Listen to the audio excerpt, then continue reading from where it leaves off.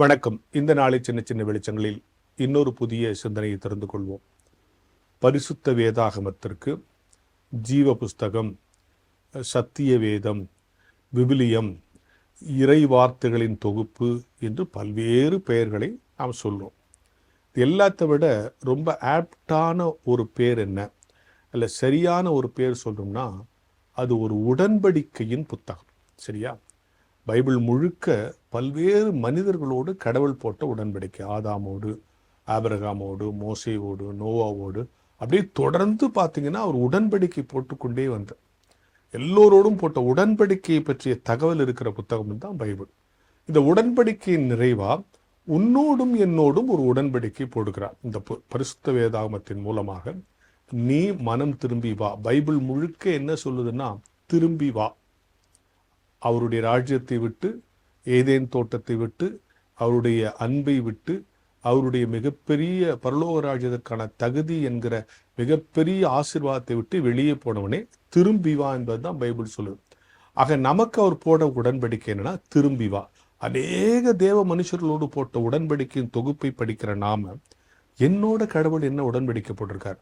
திரும்பி வா, என்னை விட்டு போயிட்ட, நீ திரும்பி வா என்கிற இந்த உடன்படிக்கையை என்னோடு போட்டிருக்கிறார். ஆக உடன்படிக்கையை மீறுவது என்பது, நாமளும் அவரும் ஒரு உடன்படிக்கை போடுறோம். நீங்க யோசித்து பாருங்க, ஒரு வீட்டுக்குன்னா ஒரு அக்ரிமெண்ட் போடுறோம். யாரு? அந்த ஓனர், அங்கே டெனண்டா இருக்கிறவங்க, அல்லது விற்கிறவங்க, வாங்குறவங்க, ரெண்டு பேருமே ஒரு ஈக்குவல் இல்லையா?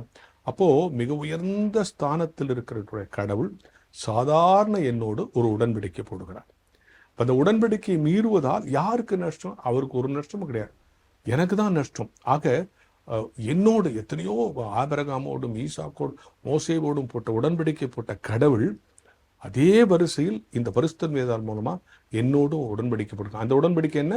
திரும்பி வா, என் ராஜ்யத்தை விட்டு போயிட்ட, எலிஜிபிள் இல்லாம போயிட்ட, உன்னை எலிஜிபிள் ஆக்குறேன், திரும்பி வான்னு ஒரு உடன்படிக்கை போடுகிறார். எனவே பரிசுத்த வேதாகமத்தை எடுக்கிற பொழுதெல்லாம் இது ஒரு உடன்படிக்கையின் புத்தகம். யாரோ ஒருத்தவங்களோட போட்ட உடன்படிக்கை அல்ல, எனக்கும் அவருக்குமே கூட ஒரு உடன்படிக்கை போட்டிருக்கு. அந்த உடன்படிக்கையை நான் புரிந்து கொண்டிருக்கிறேனா?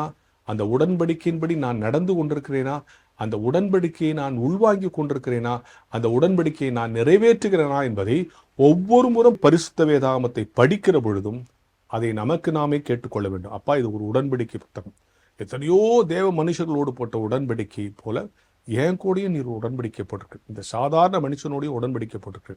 அந்த உடன்படிக்கையை நிறைவேற்றி உயர்ந்த ஸ்தானத்தை நான் பெற்றுக்கொள்ள வேண்டும் என்கிற வழிவகையைத்தான் பரிசுத்த வேதாகமம் சொல்லுகிறது. எனவே பரிசுத்த வேதாகமத்தின் இன்னொரு பெயர் என்ன? உடன்படிக்கை புத்தகம். யாரோ ஒருத்தவங்களோட, என்னோடும் உன்னோடும் போட்ட உடன்படிக்கையை அது உணர்த்தி கொண்டே இருக்கிறது. நிறைவேற்ற வேண்டியது நமது கடமை என்கிற ஞான வெளிச்சத்தோடு இந்த நாளை தொடங்குவோம்.